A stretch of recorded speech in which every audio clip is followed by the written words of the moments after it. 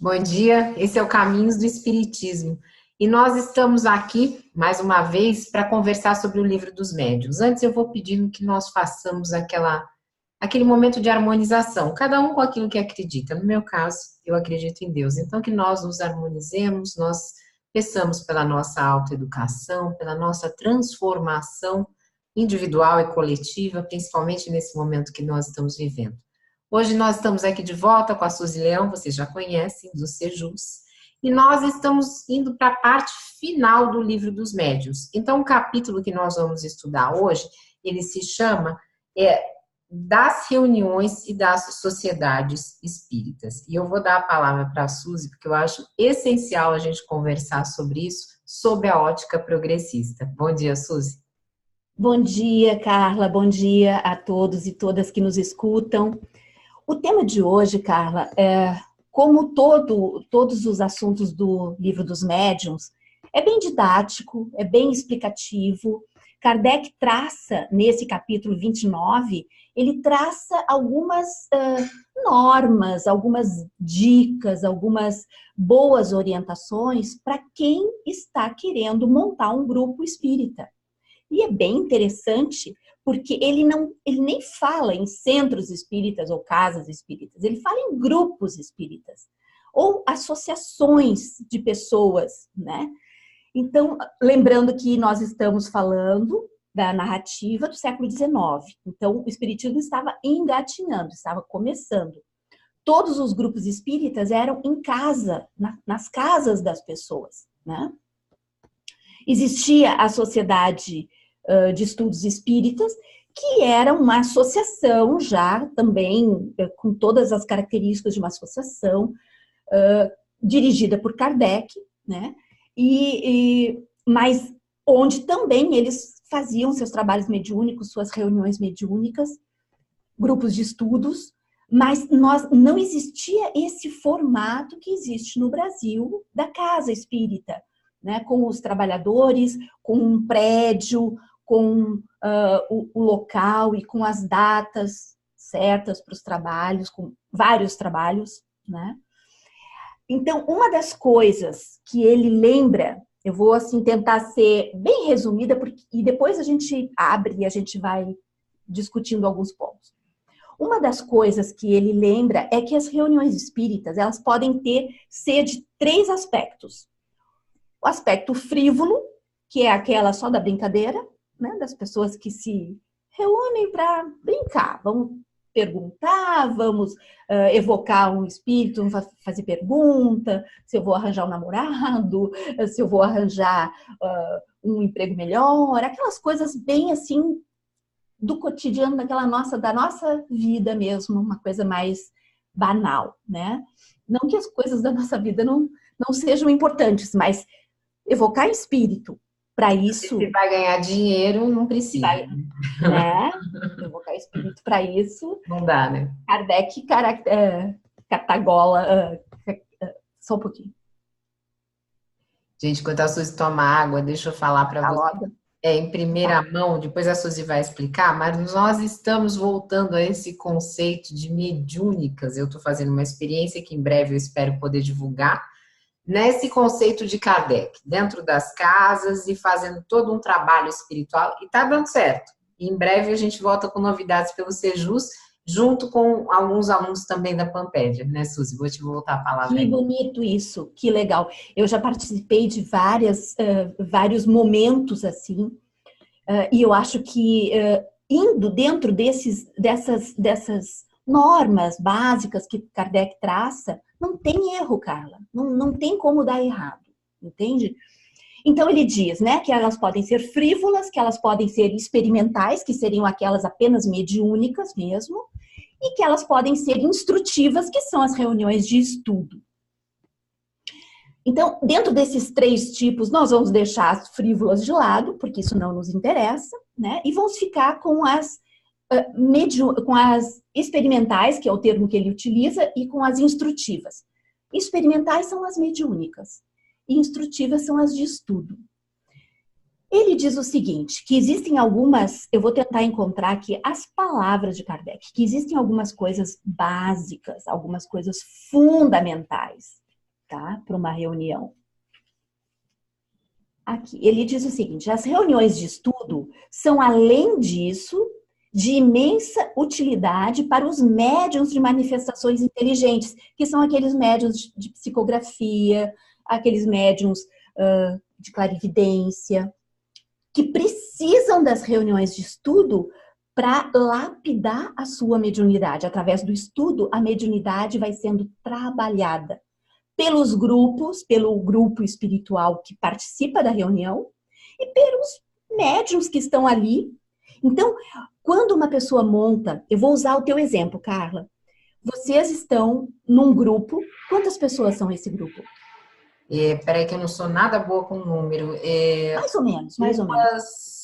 Eu acho que são entre 10 e 12 pessoas. Tá, perfeito. Kardec coloca o seguinte, ele diz assim: num grupo de 100 pessoas, para que tu consiga manter a harmonia, manter a sintonia, manter todas essas pessoas com um pensamento voltado para o estudo, focado naquele momento, naquela hora, naquele lugar, é bastante difícil. A gente sabe, quando a gente está fazendo uma palestra e tem no público, no auditório, 100 e poucas pessoas, a gente olha, daqui a pouco tem uma pessoa que está lá se coçando, tem outra que está pensando na vida, tem outra que está ensimesmada com os seus problemas do dia, tem outra que daqui a pouco está lá abrindo a bolsa para olhar o celular. É muito difícil que todas aquelas pessoas estejam realmente, totalmente sintonizadas no aqui e no agora. Um grupo menor, um grupo que tenha sintonia, um grupo que já se conhece, um grupo que tem uma afinidade pessoal, é muito mais fácil de tu conseguir, através da primeira oração, né, que tu faz a oração de início, de tu conseguir criar uma harmonia completa nesse grupo. Então, Kardec... Deixa eu só te falar uma coisa. E esse grupo do Sejus com a Pampédia é totalmente progressista. Então, nós vamos fazer essa ideia do conservadorismo dentro do movimento. Carla, a afinidade é fundamental para o trabalho espiritual. Por que muitos de nós desistiu das casas espíritas? Muitos de nós, a gente vê os depoimentos dos nossos companheiros e companheiras. Muitos desistiram por falta de sintonia, porque percebem o retrocesso, percebem o discurso de ódio, percebem o discurso retrógrado, e isso não permite que haja sintonia no trabalho, né? Então, só voltando, lembrando então que o trabalho espiritual, seja numa casa, seja numa sala onde as pessoas se encontrem, ou como é aqui no Brasil, né, uma casa que eles alugam, ou recebem de doação, ou constroem. Os centros aqui no Brasil são até mais complexos, né? Porque tem a sala de palestra, quase todos têm, pequenas outras salinhas, então é uma coisa maior.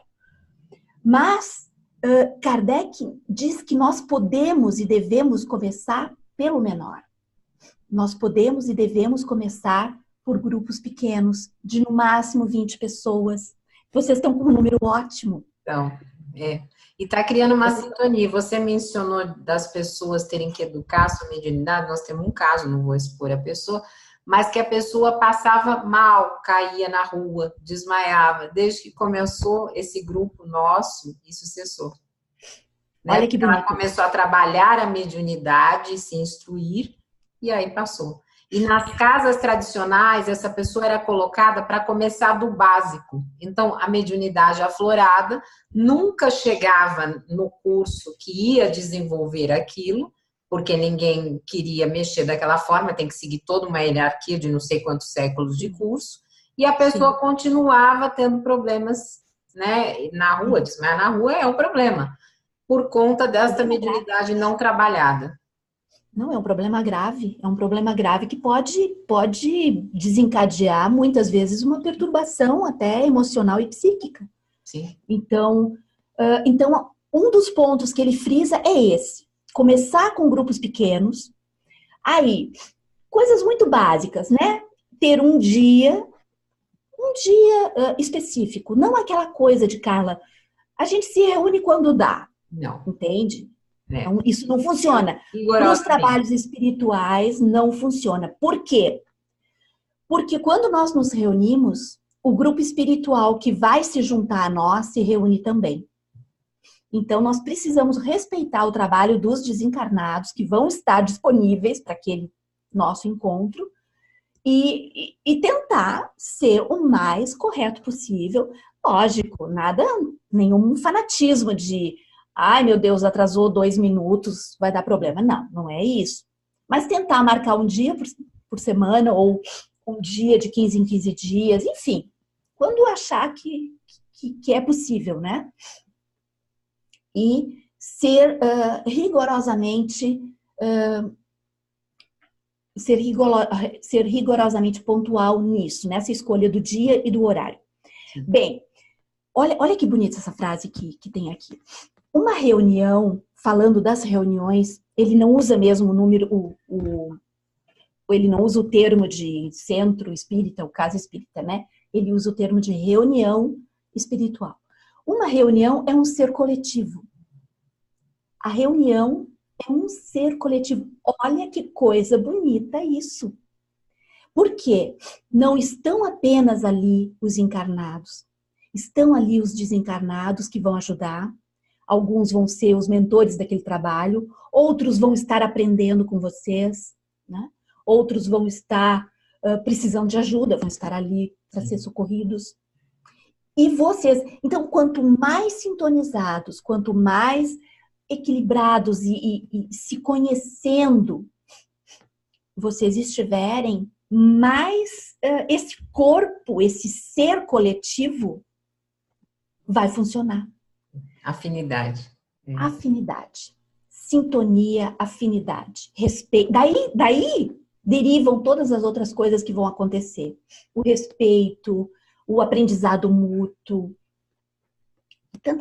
a admiração que vai ser desenvolvida de um pelo outro, né? Isso é recíproco entre encarnados e desencarnados também. Associação de pensamentos. Então, quando tem uma pessoa que não está bem pessoalmente, que ela está desequilibrada, nem é aconselhável que ela participe. Porque uma pessoa desequilibrada num grupo que é harmonizado, ela pode causar um certo estremecimento.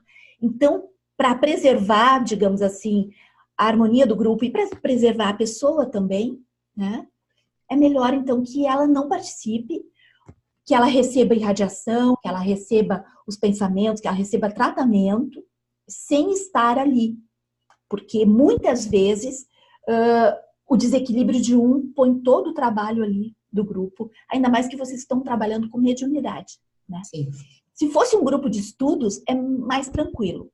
O grupo de estudos precisa também ter sintonia, porque uma pessoa no grupo de estudos sintonizada com, digamos, com sarcasmo, com arrogância, com egocentrismo, desvirtua todo o trabalho, né? É aquela pessoa que vai querer tomar a palavra do começo até o fim, não vai dar chance, vai zombar de quem não sabe, vai rir das perguntas.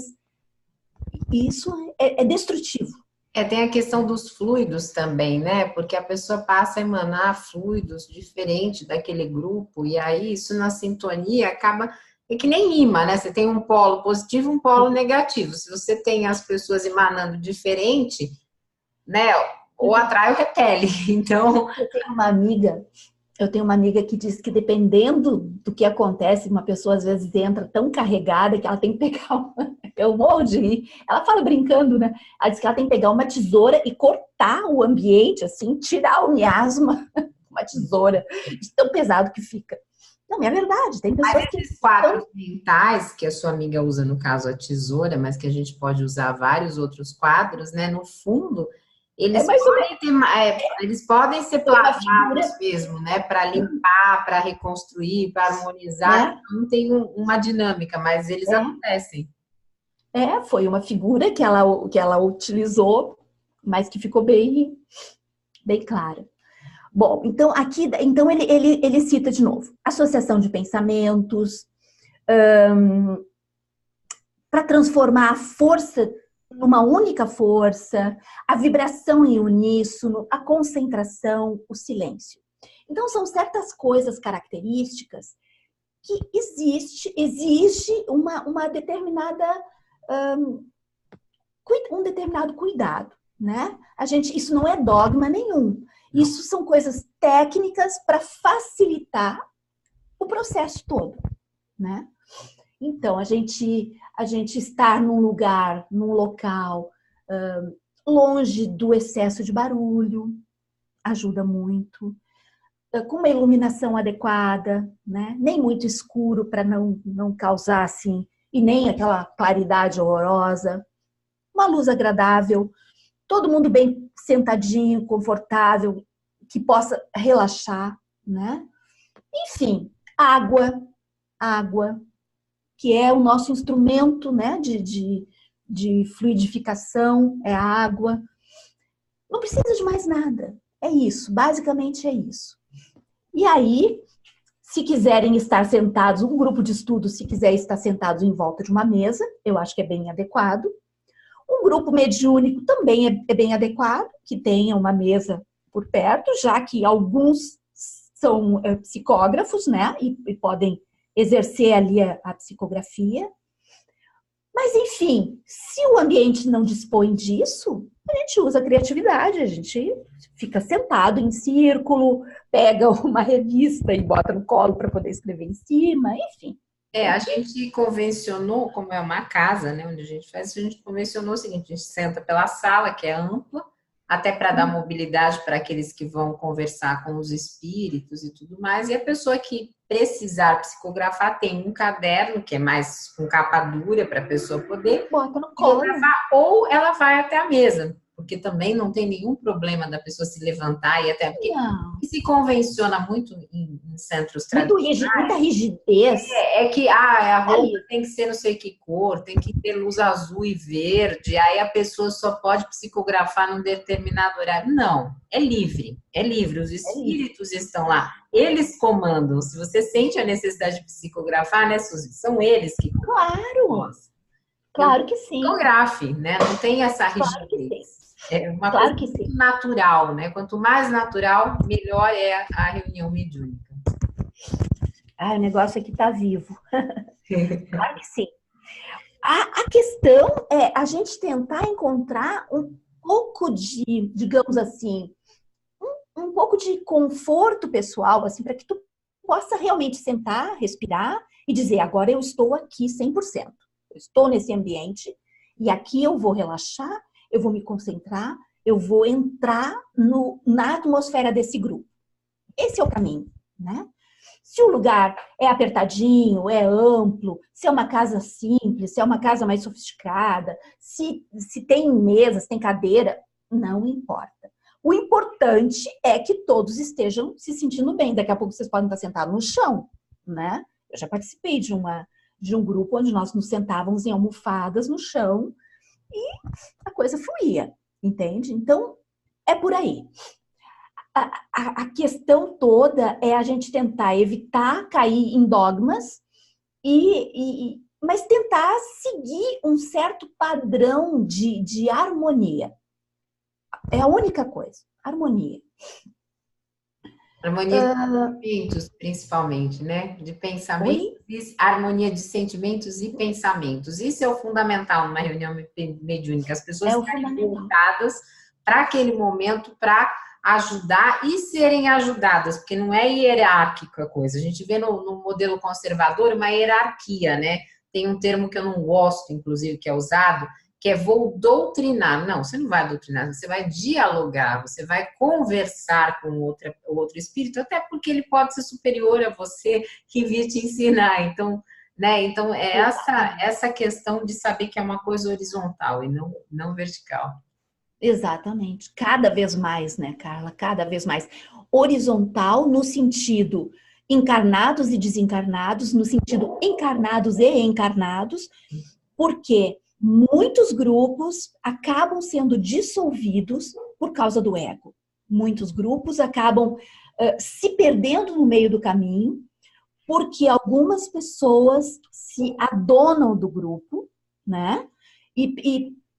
Tipo assim, não, eu vou ser então sei lá, o administrador do grupo. Eles até inventam alguns nomes assim. E aí aquela pessoa, O o dirigente. dirigente, exatamente. Não, o Exatamente. nosso grupo é a alternância de tudo. O bonito, No de exatamente, o Jesus não bonito tem do isso, gente. A gente grupo. alterna a direção, alterna a sugestão, alterna a revisão de texto, de material, alterna-se tudo, até porque está todo mundo preparado para fazer isso. O bonito de um grupo, exatamente, o bonito de um grupo é que todos tenham a oportunidade, né, de fazer a oração, a prece no início, a prece de abertura, de fazer a prece de encerramento. Então, quando um faz a prece de abertura, o outro faz a prece de encerramento, o trabalho seguinte muda, né? De ter alguém que possa fazer alguma leitura, eu não sei qual é a dinâmica do teu grupo, mas alguma leitura pode ser feita. Se for um grupo de estudos, as leituras também podem ser alternadas e dar tempo para que todos digam alguma coisa. Isso é fundamental. Muitas vezes a pessoa ela vai dizer alguma coisa que é muito importante para outros que estão ali, né? E se tem um que monopoliza, a coisa se perde, a coisa do todo, a coisa daquela coisa que a reunião é um ser coletivo, isso se perde. E aí muitos desanimam, daqui a pouco começa a diminuir, quando tu vê, não tem mais. O silêncio e o recolhimento, o silêncio no sentido de que o local seja um local um pouquinho, não totalmente isolado, porque hoje em dia a gente não tem como ficar totalmente isolado, mas um local onde os espíritos desencarnados não se sintam, digamos assim, desconfortáveis. Porque nós sabemos que para alguns desencarnados, até quando eles são mais sutis, o barulho demais, a coisa da matéria demais, perturba um pouquinho eles. Perturba, eles ficam Eu vou esgotados. dar uma dica, Suzy, para vocês, para quem for fazer em casa, depois a gente vai replicar essa experiência num livrinho, alguma coisa. Mas é importante o seguinte: telefone, tira a linha, desconecta durante o período, interfone, tira durante o período, porque já aconteceu conosco, é tudo muito experimental, né? Nós estamos começando, mas já aconteceu de ligarem, né? E aí a gente vai pegando experiência e dividindo. Carla, tu imagina, tu estás ali numa oração de meditação, aquela oração inicial para fazer todo mundo entrar numa sintonia, daí daqui a pouco toca o telefone, com aquele toque, sabe aquele toque assim, mais barulhento. Todo mundo cai, despenca, a sintonia que estava já começando, despenca. Ali vocês já perderam, digamos assim, uns 15 minutos só de preparação. É bem... Então, acho que é por isso. Não é nenhuma outra coisa, assim, que alguém possa imaginar, isso é uma questão religiosa. Não. Uma questão bem técnica mesmo, né? O silêncio é necessário para que a gente consiga fazer essa sintonia de pensamento. Deixa eu ver aqui outra coisa aqui. Bom, eu já tinha falado a respeito do ego, daqueles que querem ter sempre a última palavra. E uma coisa que ele fala também, Carla, é que os grupos não se prendam a mentores. Aquela coisa assim, olha, o espírito se apresenta como o bambambam, eu sou superior, eu sou isso, eu sou mentora. E muitos grupos acabam caindo nessas armadilhas, que são armadilhas do ego, porque nós ainda temos aquela coisa de uma necessidade de idolatrar, né? De idolatrar mitos, mitos. E algumas entidades, alguns espíritos, alguns desencarnados percebem isso no grupo. E aí eles usam essa fragilidade do grupo, digamos assim, ou de alguns do grupo, para manipular o grupo, como mentores. Daí muitos até inventam coisas. Daí vem aquelas mensagens que a gente conhece bem. laudas e mais laudas de mensagens vazias, né? Com algumas palavras rebuscadas, mas que pode espremer ali que não sai nada. Então, muito cuidado com isso, porque isso também pode ser um desencadeador do fim de determinados grupos. Quando uma entidade desencarnada se adona do grupo, né? E aí o que acontece?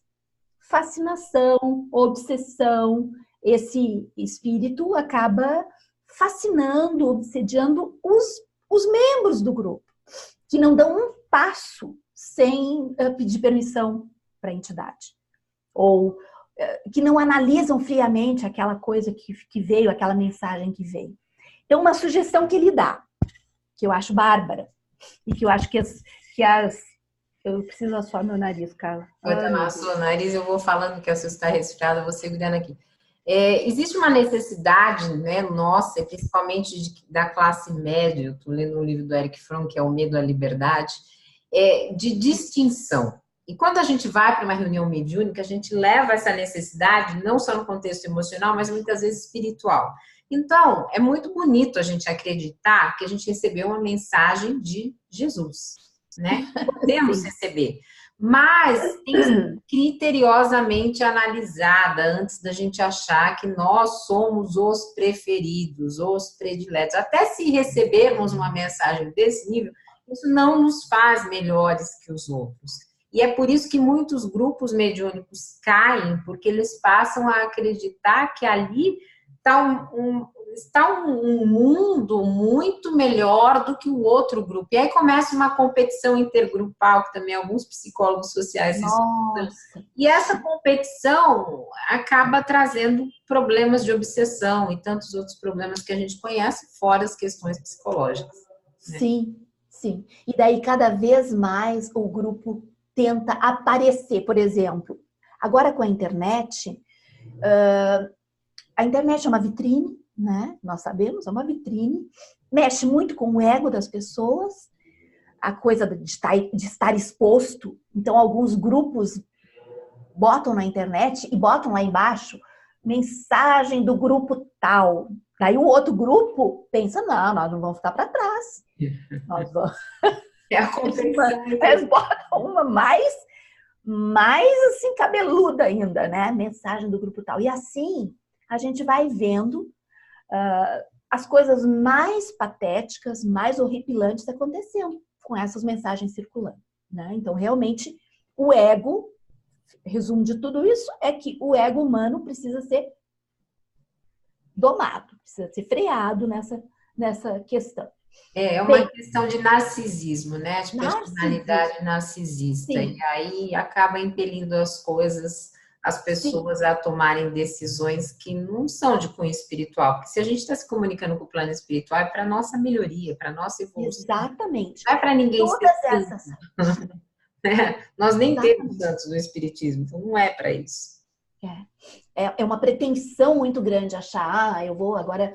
Está acontecendo isso no país, por exemplo. Então, vamos lá lançar uma mensagem mediúnica. O espírito que está ali muito espertalhão, que gosta também dessa coisa, ele vai botar o que ele bem entender. Então, a sugestão que Kardec dá é a seguinte. O grupo mediúnico, aos poucos, ele vai desenvolvendo uma sintonia espiritual. Estou com frio no meu pescoço. Ele vai desenvolvendo uma sintonia espiritual com os trabalhadores espirituais.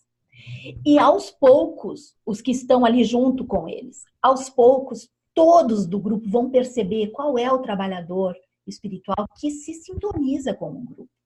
É uma questão de escolha coletiva. Esse trabalhador, ele não precisa chegar e dizer, eu sou o mentor da casa, eu vou... Não, é quase que automático. O grupo todo vai perceber essa sintonia desse espírito, ou desses espíritos, muitas vezes é um grupo, é um conjunto de espíritos. E aí a sugestão de Kardec é que as mensagens que esse grupo mediúnico, digamos, receber, sejam debatidas entre o grupo. antes de qualquer coisa. Veio uma mensagem, o grupo, se não der tempo nessa reunião, fica para a próxima reunião o estudo dessa mensagem. Então, essa mensagem ela tem que ser lida, ela tem que ser debatida, ela tem que ser interpretada e ela pode ser, muitas vezes, corrigida. Ela pode ser, muitas vezes, recolocada no seu devido lugar, né? No seu devido contexto. Ela pode então, ser uma mensagem, inclusive. Exatamente, uma mensagem mediúnica. Exatamente, uma mensagem mediúnica é algo que alguém queria dizer. Nós não precisamos dizer amém para tudo que alguém quer dizer, né? Esse alguém pode ter corpo ou pode não ter corpo. Eu queria que você fizesse uma observação, se for possível, no seguinte sentido. Este capítulo que nós estamos estudando, nas casas espíritas mais conservadoras, não se estuda. Justamente por quê? Porque ele é um capítulo que te amplia o escopo de atuação dentro do espiritismo. Você não precisa estar no centro, você não precisa estar ligado a nada, você pode reunir o teu grupo, fazer a tua reunião que não vai cair a tua casa na tua cabeça, não vai pegar fogo, não vai acontecer nada. Se tiver que acontecer alguma coisa disso, muito possivelmente pode ser um descuido ou pode ser alguma coisa que tinha que acontecer. Mas não porque você fez uma reunião mediúnica. Não. Na verdade, Carla, o livro dos médiuns não é estudado. O livro dos médiuns, ele mal ele é citado. Ele não é estudado. Eu dirigi durante algum tempo, em 2 centros espíritas, eu dirigi grupos de estudos. Nós recebíamos um material completamente defasado. Sabe o que é o material defasado? No palavreado, absolutamente defasado, que vinha da FEB. Uma coisa assim, olha... Aí eu ficava até encabulada, eu ficava com vergonha. Então, o que eu fazia? Para compensar, eu pegava o livro dos espíritos e eu deixava aquele material assim meio de lado, né? Para dizer que ele estava ali, né, e tal. Mas eu tinha vergonha daquilo. De tão defasado, antiquado, com palavras... O livro dos espíritos era absolutamente mais moderno. Para tu ver o grau de retrocesso. O livro dos espíritos escrito no século XIX. E esse material da FEB provavelmente escrito, sei lá, década de 50, 60. Que eles continuaram enviando para os centros até a década de 80, 90. Agora eu não sei mais como está a situação. Mas então, não tinha como tu manter um grupo numeroso, interessado naquilo, não tinha como. Aquilo era assim, era botar aquilo na mão de uma pessoa, a pessoa olha aquilo, tem vontade de sair correndo. Desanima. Porque não diz nada sobre o tempo, né? A gente pode... Não diz nada sobre o aqui e agora. A releitura de Kardec no século XXI para entender o que ele estava falando. Se você pega um material que é mais arcaico ainda que esse, não tem como você manter em plena era da internet uma pessoa que queira estudar aquilo. Não dá, é que nem estudar latim, só alguns estudam, né? A maioria não tem.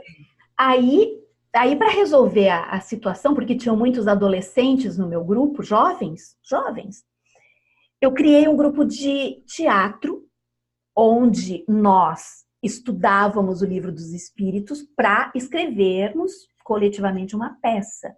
Foi a maneira que eu consegui de fazer alguma coisa lúdica para manter a atenção desses jovens. E foi, durante uns 2 anos, esse foi a forma, né? Usando o livro dos espíritos, então nós fazíamos a peça de teatro, onde ia ter o desencarne, onde ia ter reencarnação, onde ia ter umbral, onde ia ter obsessão, todas as coisas, e nós buscávamos aí no livro dos espíritos o subsídio para poder escrever a peça coletivamente.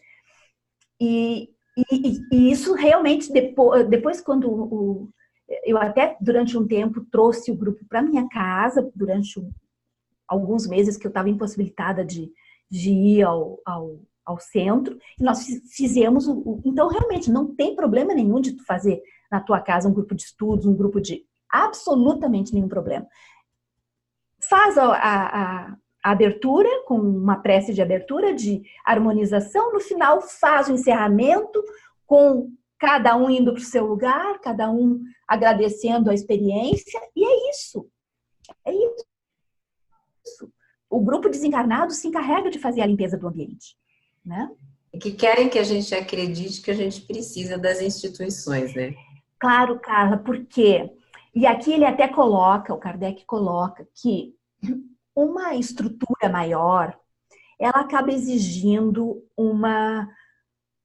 Porque tu tem um prédio, tu vai ter a conta de luz para pagar, um prédio maior, né? Tem as taxas, os impostos, são custos. Então, as sociedades, e muitas, acabam passando assim a vida.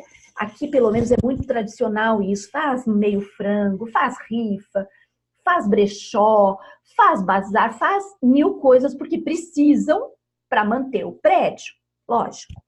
E aí, aquelas pessoas que já estão naquele meio se sentem, digamos assim, desrespeitados na sua luta, se outras pessoas, sem nenhum tipo de gasto e de custo, conseguem fazer a mesma coisa em casa.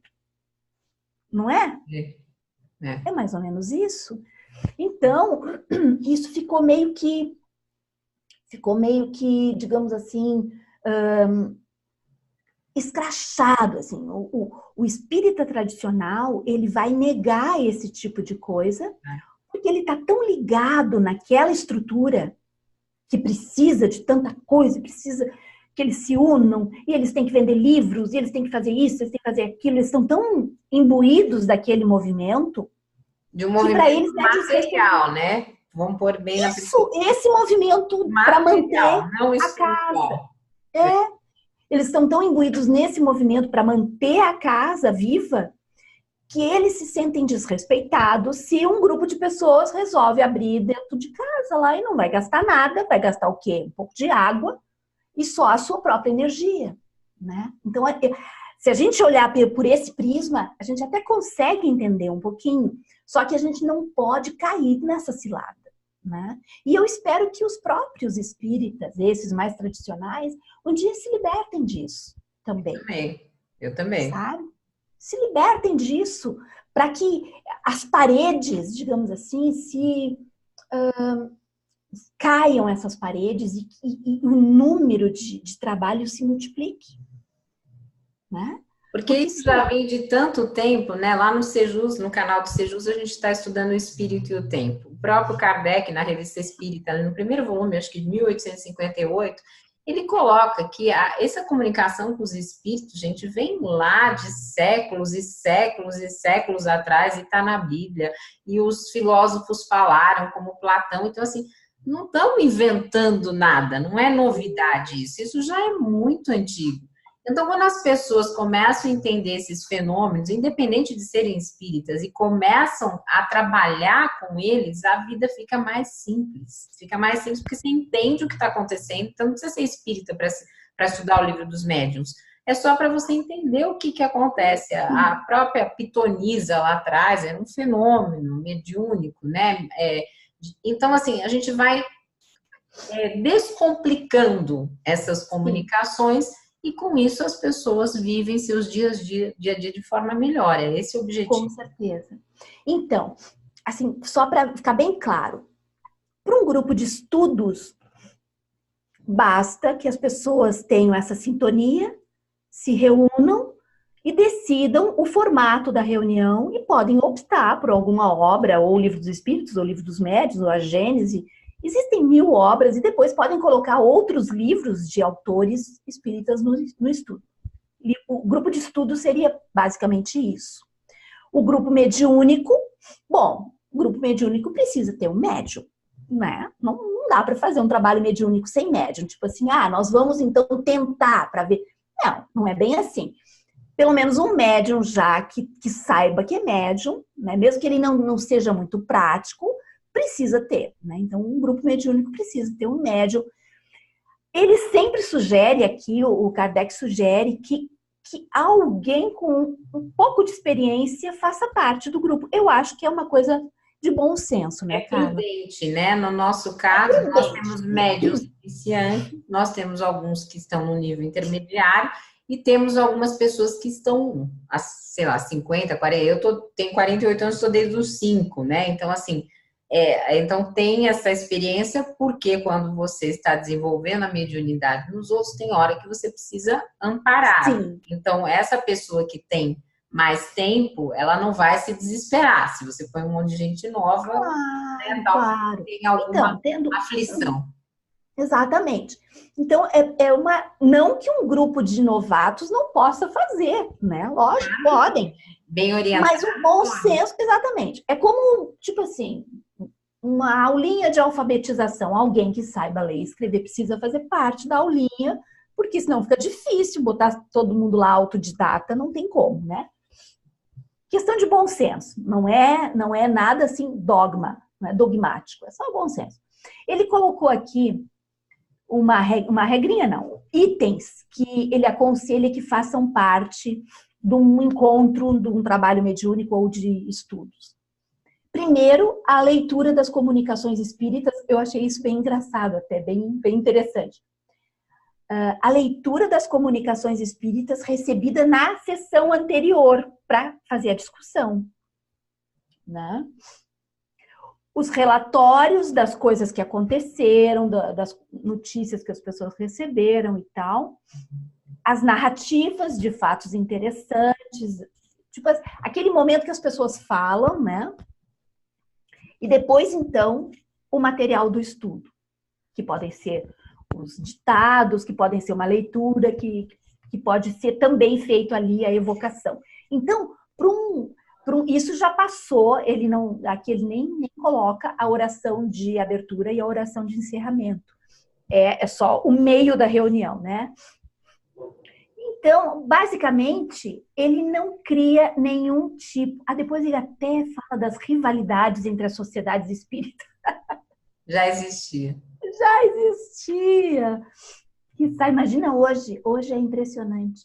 Aqui tem um textinho que eu vou ler. É um parágrafo bem pequeno, tá? De que serve ao avarento ser espírita, se continua avarento? Ao orgulhoso, se conserva cheio de si? Ao invejoso, se permanece dominado pela inveja? Então, não adianta uma pessoa participar, se doar, participar de mediúnica, de grupo de estudos, se ela não consegue controlar determinadas coisas. Literalmente não adianta. Isso é o que... E os nossos espíritas que votaram no atual governo estão tudo destruído da natureza e continuam negando o fato, né? E se dizendo espírita. Isso não tem nem o que dizer, né, Carla? Isso não tem nem o que dizer. Eles estão, né? Uma pessoa, o eleito, cujo nome me causa mal, assim, eu evito falar. Eu falo às vezes, mas o eleito nunca escondeu quem era, né? Nunca escondeu o ódio que tinha no coração, nunca escondeu, nunca disfarçou. Então, as pessoas não podem dizer que foram enganadas, que não sabiam. Não podem. Né? A gente tem internet, a gente tem os meios de comunicação todos, a gente tem YouTube, a gente tem tudo para provar que todo mundo sabia, né? Todo mundo sabia. Só um excluído digital, totalmente excluído digital e excluído da mídia, um total analfabeto, mas eu acho que esses talvez tenham escapado, esses talvez não tenham caído nesse ódio todo, né? Porque basicamente foi a classe média, né, que fez essa eleição. Como por ódio. Com Hitler, né? É um modelo. Por ódio, por ganância, por não querer ver a diminuição da desigualdade social, porque daí o pobre deixa de ser tão pobre e eu deixo de ser tão classe média, né? É uma tristeza, na verdade, Carla. É uma tristeza. É uma tristeza. As pessoas não percebem o grau de karma coletivo que estão cavando, que estão construindo para todo o nosso país, né? E nós aqui tentando apagar o incêndio e é o nosso trabalho. Alguma coisa a gente tem no cartório. Eu sempre digo, Alguma nós coisa podemos sorrir, a nossa boca não fica tremendo no vídeo. Repuxada. Eu não vi, eu não tive coragem de ver. Aqui ele coloca uma outra coisa que eu achei interessante. Para o objetivo providencial, portanto, é que deve entender todas as sociedades espíritas sérias, grupando todos os que se achem animados dos mesmos sentimentos. Então, haverá união entre elas, simpatia, fraternidade, em vez de vão e pueril antagonismo, nascido do amor próprio, mais de palavras do que de fatos. Muitos médiuns famosos que se acham assim a cereja do bolo, né? Médiuns que a gente também evito falar o nome, mas todos nós sabemos quem são esses médiuns. Esses médiuns, eles extrapolaram todo tipo de narcisismo, de egocentrismo, e eles tentam canalizar para si próprios toda essa corrente, essa dinâmica de pessoas que buscam o espiritismo por aprendizado, ou por curiosidade, ou por mediunidade, ou por necessidade. Então, eles querem capitalizar para si tudo isso. Eles não deixam as pessoas crescerem, eles não deixam as pessoas evoluírem, porque eles querem manter essas pessoas como rebanho, né? Como o gado mesmo.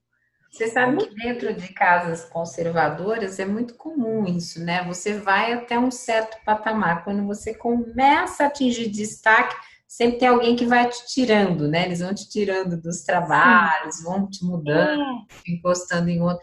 É muito comum isso, que é tipo assim, não voa.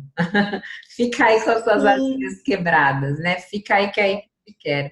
E aí você tem que ter a sensibilidade de falar, olha, então meu voo é livre, eu vou sair daqui e vou voar em outro lugar. Há muito tempo eu decidi fazer esse voo solo, digamos assim, né? Porque eu percebi que era muito complicado, era muito difícil. Essa coisa do grupo de teatro, eu tive que trazer para minha casa, mais ou menos por isso, por ser uma iniciativa assim tolerada apenas, né? Não incentivada, foi apenas tolerado assim, né? Mas enfim, eu acho que esse é o trajeto da coisa, né? Que bom que nós ainda temos algo para salvar, na verdade, né? Pior seria se a gente já tivesse num estado de coisas onde tudo já tivesse sido completamente dominado. O catolicismo passou por isso quando eles praticamente caçaram e proibiram e criminalizaram a teologia da libertação. Sim. Foi um momento drástico dentro do catolicismo, onde eles não permitiram, né? E se a teologia da libertação tivesse cumprido a sua tarefa, a tarefa que lhes cabia, talvez a gente não estivesse vivendo hoje esse quadro de fanatismo e ignorância que a gente está vivendo. O próprio Boff foi obrigado a ficar em silêncio um tempão, né? Não podia se comunicar, enfim. A gente sabe que tem essa dominação, né, política, econômica nas religiões, mas cabe a quem é progressista, né, e nós no Sejus estamos tentando fazer a nossa parte. É a nossa luta. Essa é a nossa... Sensibilizar as pessoas, né?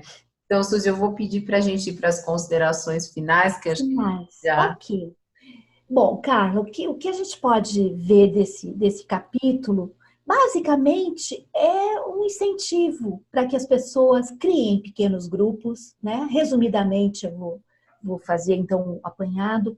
Criem pequenos grupos de pessoas que se sintonizam, que se conheçam, pessoas afins, que lutam pelas mesmas bandeiras, né? Não adianta nós colocarmos num grupo para esse tipo de trabalho muito antagonismo, não adianta, porque nós não vamos conseguir a sintonia necessária. Esse grupo só vai funcionar na base da sintonia. Então, encontrem um dia adequado, um horário adequado, façam no início uma oração e que cada um tenha a possibilidade de fazer essa oração. No encerramento, façam uma outra oração, agradecendo. No início, a oração é pedindo permissão para que vocês consigam trabalhar. No encerramento, é a oração de agradecimento pela proteção, pelos companheiros todos que estiveram ali. Que também seja um rodízio. Basicamente, que ninguém se adone do grupo, que todos possam ter voz, que cada dia um dirija a leitura, que cada dia um fale, dê o seu depoimento, enfim, e que se tiver mensagem mediúnica, levem para o grupo para que vocês estudem aquela mensagem. Né? Eu digo isso até para o teu grupo, que é um grupo que eu espero ver crescer e frutificar, e para todos os outros grupos que possam surgir, né? Porque amparados nós estaremos, com amigos espirituais também, que vão se afinizar à nossa estrutura mental, por isso que é bom que todos ali sejam afins, para que não venha nenhuma entidade espiritual diferente da vibração do grupo, né? Então é isso. Primeiramente, conhecer as pessoas antes de formar o grupo. E depois, então, formar o grupo com bastante segurança e tranquilidade. É isso que a gente precisa. Gente, então esse é o Caminhos do Espiritismo e nós somos o Sejus. Se você nos ouviu até aqui, curta, compartilhe, se inscreva no canal. E se você puder, faça uma doação solidária. É outra coisa que eu queria fazer. Se você quer participar dos nossos estudos no Sejus, mande uma mensagem pelas redes sociais que nós, com o seu número de telefone, que nós faremos a inclusão no grupo. Que é ali onde nós estudamos e o material estudado ali, ele serve tanto aqui para o Paz e Bem, no Caminhos do Espiritismo, quanto para o canal do Sejus, onde a Suzy também tem vários vídeos que vocês podem ver e compartilhar. Um beijo, Suzy. Obrigada. Um beijo, Carla. Um beijo a todos e a todas. Deixa eu ver.